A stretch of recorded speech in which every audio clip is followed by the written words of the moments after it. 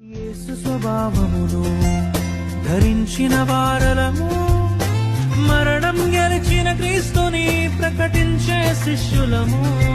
సంకటములు ఎదురైనా అవి అడ్డుగా నిలచినను, రోషము గల విశ్వాసముతో ఆగకనే సాగెదము. రాజులు జనములు యేసుని చూచెదరు, విశ్వాసులు విశ్వాసములో స్థిరముగా ఉన్నప్పుడు. యేసు కోసమే జీవిద్దాం, యేసుతోనే పయనిద్దాం, యేసుని పోలి నడిచే సాక్షులం.